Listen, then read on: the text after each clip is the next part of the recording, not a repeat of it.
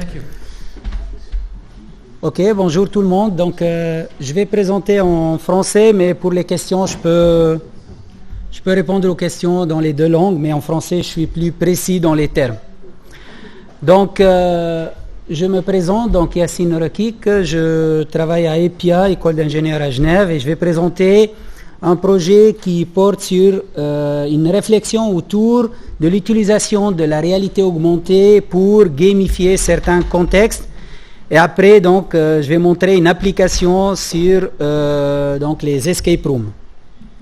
Donc, l'idée, elle est toute simple. Elle est venue d'une constatation, c'est qu'il y a beaucoup de contextes ou de scénarios ou de cas dans lesquels on aimerait utiliser le jeu pour faire passer un message. Ça peut être dans un cadre d'éducation, comme ce que vous voyez complètement à gauche. En haut, vous avez un cadre plutôt professionnel parce que c'est des formations de team building.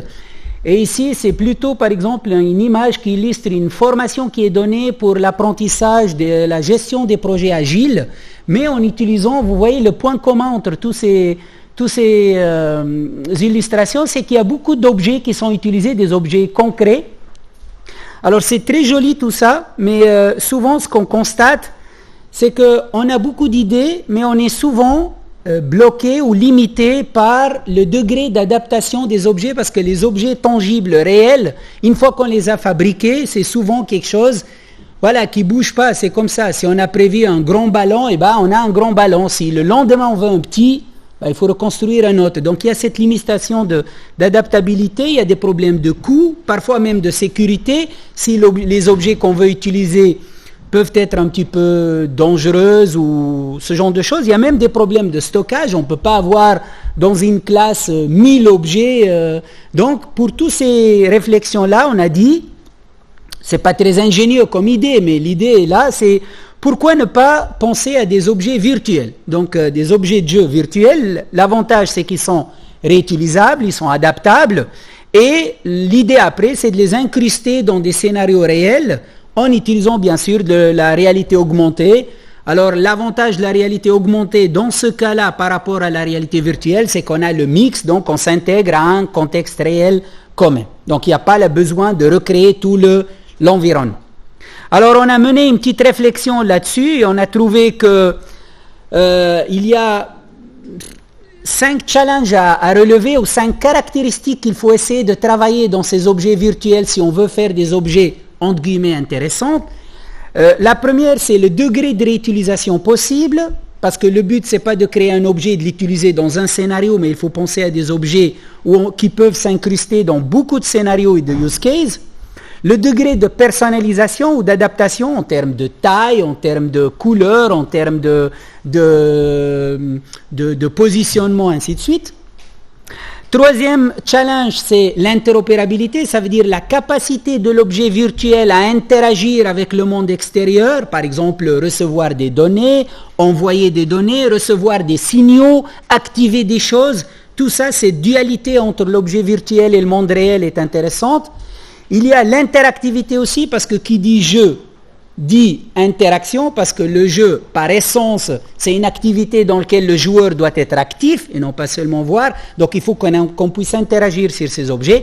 Et la dernière chose, c'est la contrainte de l'insertion. Ça veut dire quelle est la capacité de cet objet-là de s'ajuster bien dans un environnement qui existe et de bien se positionner et de bien s'intégrer dans cet environnement-là.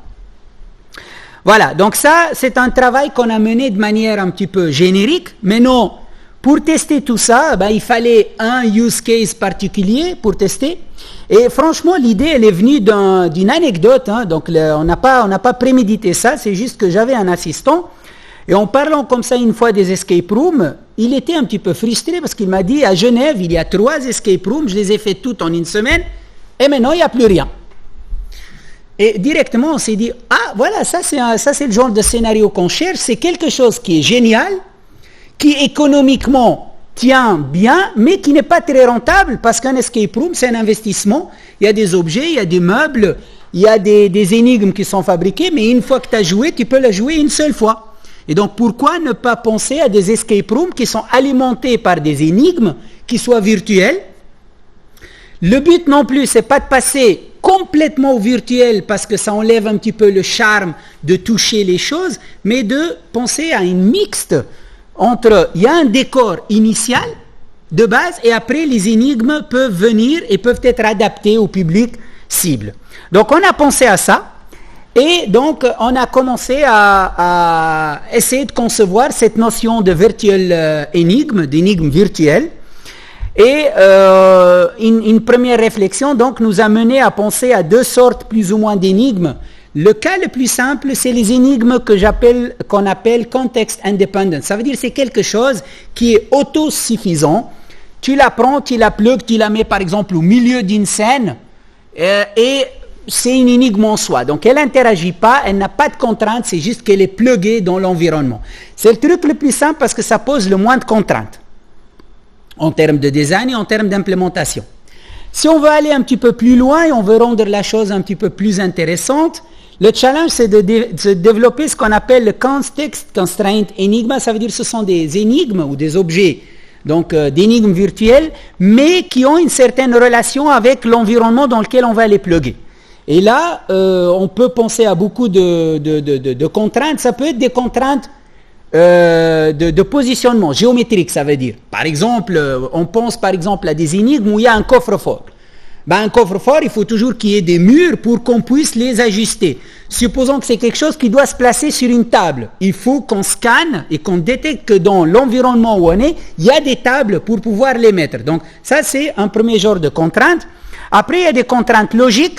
C'est par exemple, vous pouvez avoir des énigmes qui ont besoin d'autres objets et il y a une certaine logique. Je vous donne un exemple tout simple. Vous devez par exemple ordonner un certain nombre de livres dans une séquence particulière pour résoudre une énigme. Un lien logique, ça serait d'avoir plus ou moins cette même séquence représentée sur un tableau réel ou bien sur une bibliothèque réelle. Et il faut faire donc ce lien entre l'énigme virtuelle et un objet réel. Et la troisième chose qui est un petit peu plus complexe, c'est lorsque vous avez des objets virtuels qui activent des choses. Là, par exemple, bien sûr, il faut plus de moyens. C'est par exemple quand vous résolvez une énigme, vous pouvez ouvrir une porte, désactiver, allumer ou switcher une lumière on-off, des choses comme ça. Donc, il y a des relations d'activation et de désactivation de choses. Et bien sûr, vous voyez très bien que malgré que l'intérêt, il va dans le sens d'avoir toutes les possibilités, bien sûr, ça s'accompagne par une complexité de développement qui n'est pas les mêmes. Donc après, il faut doser et il faut réaliser donc, je pense, un mixte de tout ceci. Alors bien sûr, on a prototypé ça un petit peu et on a développé à peu près 3 scénarios différents d'escape game.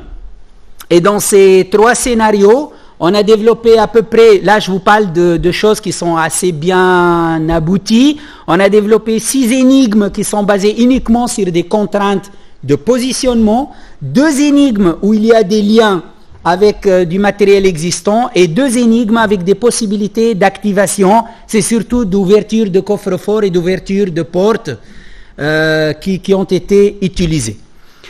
Bien sûr, ici, il y a une difficulté sur laquelle je ne me suis pas attardé, c'est cette difficulté de trouver la bonne énigme par rapport au contexte de déploiement dans lequel on va l'utiliser. Parce que notre objectif, et là j'arrive un petit peu aux perspectives, notre objectif c'est de penser à des énigmes à la carte. Ça veut dire que penser à un scénario d'utilisation d'escape room chez soi, vous êtes dans votre chambre, il y a déjà un meuble de base, il y a des fenêtres, des portes, des choses comme ça. Donc et ça c'est quelque chose qu'on a développé, donc il y a un scan qui se fait de cette chambre-là. Bien sûr le scan, il permet d'avoir une bonne représentation, ça dépend de l'outil utilisé, mais on arrive à avoir une bonne représentation des dimensions et des espaces. Après on peut avoir un scan semi-automatique, ça veut dire aidé par l'utilisateur pour indiquer par exemple l'emplacement de certaines choses caractéristiques comme des sofas, des bibliothèques, la porte, une fenêtre, et ça on peut les faire avec l'aide de l'utilisateur. Et une fois que ce contexte-là a été établi, Après, il y a un petit peu de raisonnement ou d'intelligence à avoir pour proposer les énigmes qui s'adaptent bien à ce contexte-là. Donc, s'il n'y a pas de table, ce n'est pas la peine de proposer une énigme qui se place sur une table. Si, par exemple, il n'y a pas de fenêtre, ce n'est pas la peine d'avoir une énigme qui se base sur une fenêtre, ainsi de suite.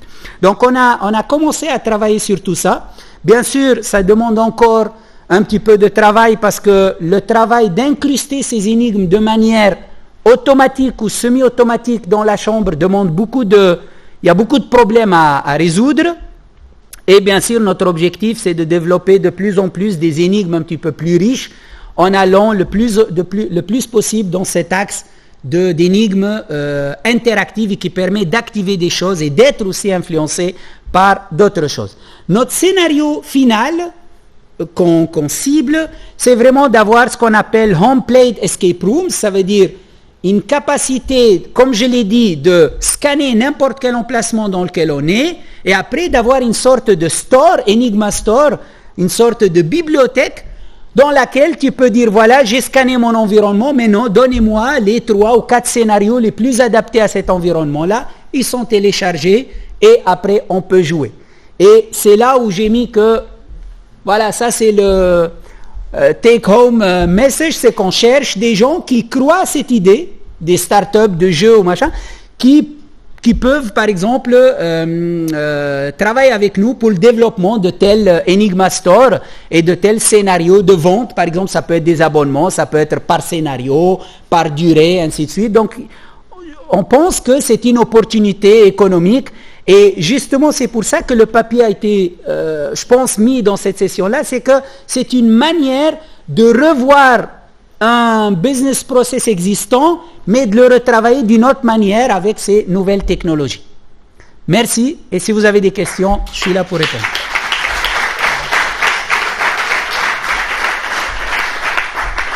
Clairement, le lien avec une application économique. Voilà. Une question ici. Bonjour. Ouais, je voulais demander, parce que comme vous présentez votre idée, votre projet, il y a vraiment cet aspect de planification, de gérer, justement en trouvant des startups qui sont volontaires à travailler là-dessus. Moi, je voulais demander comment est-ce que vous allez faire le lien, on va dire, avec des exemples de jeux concrets qui réussissent, par exemple, à créer justement des jeux qui sont rejouables avec des différentes difficultés. Je pense à des jeux vidéo, genre des exemples concrets comme des Resident Evil ou des Devil May Cry. Comment est-ce que vous pensez faire ce lien entre cet aspect théorique, on va dire, très mis en place et de l'expertise, on va dire, de game design et de jeux vidéo, de l'industrie? Voilà, donc ça, votre question, c'est surtout, je pense qu'elle porte donc sur le degré de créativité qu'on peut avoir maintenant avec un tel outil. Alors, la première réponse, c'est que justement, l'idée de base, c'est le fait que des énigmes virtuelles, vu qu'il n'y a pas la contrainte matérielle, donc après, la seule contrainte, c'est l'imagination, justement, comme vous dites. Et on peut ramener beaucoup de choses qui se passent dans des jeux classiques et les adapter pour que ça soit des énigmes qu'on peut placer. Après, est-ce qu'on est allé loin là-dedans? Non, parce que moi, à la base, je ne suis pas game designer, je suis informaticien.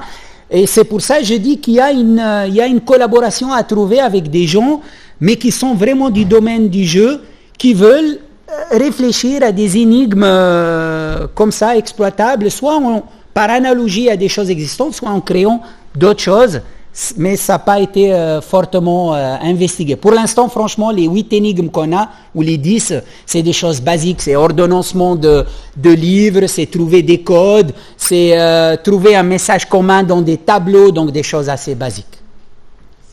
Peut-être une autre question?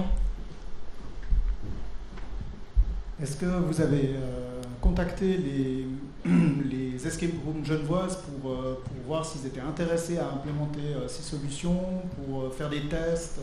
Oui, on a contacté et il y avait de l'intérêt et il y avait même une des sociétés qui nous a permis justement d'utiliser leur décor. Justement, la photo que vous voyez là, bon, on la voit pas, mais la photo que vous avez dans l'article, le décor initial, si vous enlevez les hologrammes, c'est un décor réel d'une escape room genevoise. Très bien, Yacine. Merci beaucoup.